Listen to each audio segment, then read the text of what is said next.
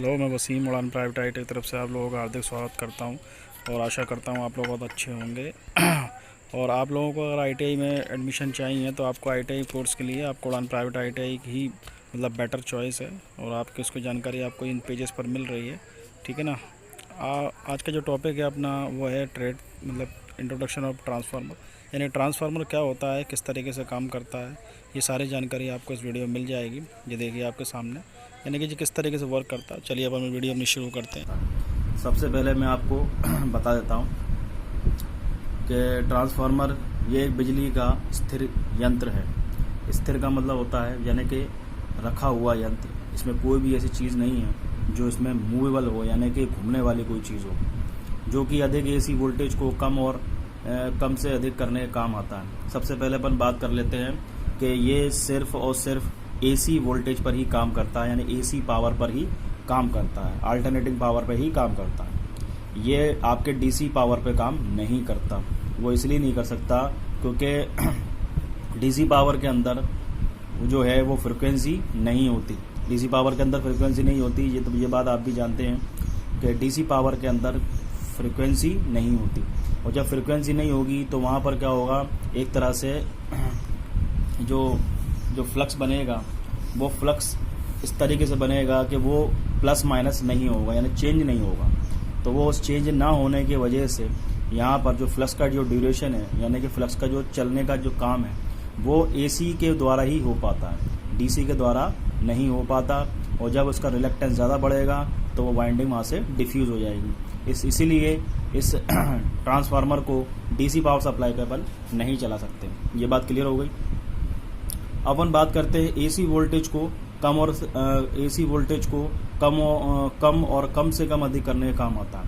ये बात अपन ने से पढ़ ली, लेकिन अब मैं आपको अपने तरफ से बताता हूँ कि ट्रांसफार्मर एसी वोल्टेज को कम और ज़्यादा करने की ज़रूरत क्यों पड़ी। ये बात आपको समझ में दिमाग में आई होगी कि एसी वोल्टेज को कम और ज़्यादा करने की ज़रूरत अपन को क्यों पड़ती है। वो इसलिए पड़ती है क्योंकि आपका जो अल्टरनेटिंग करंट है वो नॉर्मली अपने घरों में जो आता है वो 230 वोल्ट आता है। ये बात आप भी जानते हैं। 230 वोल्ट जो वोल्ट आता है वो इतना ज़्यादा होता है कि अगर आपको कोई भी इलेक्ट्रॉनिक इंस्ट्रूमेंट चलाना है, जैसे मान के चलिए आपका जो मोबाइल चार्जर है, अगर आपको मोबाइल चार्जर भी आपको मतलब काम करना है तो वो 230 वोल्ट को प्रेफर नहीं कर सकता, यानी कि उसको हैंडल नहीं कर सकता। इसलिए अपन क्या करते हैं, जो आपने छोटे छोटे ट्रांसफार्मर देखे होंगे, वो ट्रांसफार्मर जो है उस ट्रांसफार्मर के ज़रिए वोल्टेज को कम करके आप अपने एपरेटस को चला सकते हैं। यानी कि आपके जो मोबाइल चार्जर हैं, छोटे छोटे आपकी जो एलईडीयाँ हैं, ये आप वो आराम से चला सकते हैं। बाकी आपने रेक्टिफायर तो पढ़ा ही है, उस रेक्टिफायर के ज़रिए अपन उसको कम वोल्टेज को अपन डीसी में कन्वर्ट कर सकते हैं। ठीक है, ये बात तो छोटे ट्रांसफार्मर की हो गई। अपन बड़े ट्रांसफार्मर की अपन बात करते हैं तो बड़े ट्रांसफार्मर में क्या होता है, जो आपको पता है कि जो आपकी जो डिस्ट्रीब्यूशन सप्लाई है, या आपकी डिस्ट्रीब्यूशन सप्लाई जो है वो आपकी 11,000 वोल्टेज पर चलती है। कितने चलती है 11,000। 11,000 वोल्ट जो काफ़ी होते हैं, और 11,000 वोल्ट पर डिस्ट्रीब्यूशन जो होता है, उस 11,000 वोल्ट पर अगर अपन अपने घरों का सप्लाई को जोड़ेंगे तो आप जानते हैं क्या होगा, है ना। तो वो इतनी जो सप्लाई है उसको प्रेफर नहीं कर सकता। तो ट्रांसफार्मर का ये काम है कि बड़े हुए वोल्टेज को वो कम वोल्टेज में चेंज कर सकता है और कम वोल्टेज को वो बड़े हुए वोल्टेज में चेंज कर सकता है। यानी कि ट्रांसफार्मर का जो कार्यकारी सिद्धांत है वो सिर्फ इस बात पर बेसिस है कि ये सिर्फ पावर को ट्रांसफर करता है, ना तो पावर को जनरेशन करता है और ना ही उसको रिड्यूस करता या ख़त्म करता। ठीक है, ये बात क्लियर हो गई। अब अपन अपने टॉपिक पे चलते हैं, क्योंकि अधिक एसी वोल्टेज को कम से कम अधिक करने के काम आता है। स्थिर का अर्थ यह है कि इसमें कोई घूमने वाला भाग नहीं होता, यानी मैंने पहले ही इसको सब बता दिया कि इसमें कोई भी मूवेबल पार्ट्स नहीं होता, यानी कोई भी इसमें घूमने वाला पार्ट्स नहीं होता। ठीक है, जैसे कि ब्रश कम्यूटेटर आती है, जैसे डीसी मोटर में जो ब्रश होते हैं और कम्यूटेटर होते हैं, जिस तरीके से वो रोटेट करते हैं उस तरीके से इसमें नहीं होता। यह यंत्र इनपुट पावर तथा आउटपुट पावर एक सा रखता है। क्या करता है ये, इनपुट पावर और आउटपुट पावर को बिल्कुल सेम करता है, यानी कि बिल्कुल समान रखता है। यानी अपन यहाँ पर अपन इसको प्राइमरी वाइंडिंग में अपन इसको जो भी प्राइमरी वोल्टेज दें, उस वोल्टेज का यहाँ पर भी उतना वोल्टेज अपन को चाहे स्टेप अप करना हो चाहे स्टेप डाउन करना हो, लेकिन दोनों में जो फ्रिक्वेंसी है वो बराबर रहती है। इसमें कोई भी प्रॉब्लम नहीं आती। जितना पावर अपन यहाँ देंगे उतने पावर अपन को यहाँ पर निकलेगा। इससे वोल्टेज बढ़ने से करंट कम हो जाती है। वोल्टेज जैसे ही बढ़ता है तो करंट कम हो जाती है। दोनों और फ्रिक्वेंसी भी एक सी रहती है, दोनों और की फ्रिक्वेंसी भी एक सी रहती है, ठीक है। क्योंकि बाहर जो वोल्टेज आता है 11,000 वोल्ट, 11,000 वोल्ट को अपन को कम करने के लिए अपन डिस्ट्रीब्यूशन ट्रांसफार्मर का इस्तेमाल करते हैं। वो ट्रांसफार्मर क्या करता है, आपके घरों की सप्लाई को 230 वोल्ट पे कन्वर्ट करता है। 230 वोल्ट पे सप्लाई कन्वर्ट करता है। और 3 फेज का आप जो कनेक्शन लेते हो, जैसे चक्की की मोटर आपको चलाना है तो चक्की की मोटर के लिए आपको कम से कम आपको 400 वोल्ट के आसपास आपको वोल्टेज लेना पड़ेगा। तो 400 वोल्ट जैसी आप सप्लाई लोगे तो वो 3 फेज में कन्वर्ट हो जाएगा, ठीक है। तो ये सारा काम ये ट्रांसफार्मर के जरिए अपन बड़े आसानी से कर सकते हैं। अब अपन इसकी बात करते हैं, बनावट की बात कर लेते हैं। तो सबसे पहले अपन बात करते हैं प्राइमरी वाइंडिंग की। प्राइमरी वाइंडिंग में क्या होता है, प्राइमरी वाइंडिंग को इसलिए प्राइमरी बोलते हैं क्योंकि ये कोर के पहले हाथ पे लगती है, यानी कि इसको अपन राइट हैंड बोल सकते हैं। ये इसके राइट हैंड पे लगती है, ये इसके लेफ्ट हैंड पे लगती है। ये लेफ्ट हैंड राइट हैंड का कोई मसला नहीं है, कोई प्रॉब्लम नहीं है, ये तो अपन को समझाने के लिए मैं बता रहा हूँ। तो प्राइमरी का मतलब होता है पहली वाइंडिंग, ठीक है ना। ट्रांसफार्मर की इस वाइंडिंग में हम सप्लाई देते हैं, जैसे कि बढ़ाना या घटाना होता है। अपन को वोल्टेज को चाहे घटाना हो चाहे बढ़ाना हो, अपन को प्राइमरी वाइंडिंग पे ही अपन को सप्लाई देनी पड़ती है, ठीक है।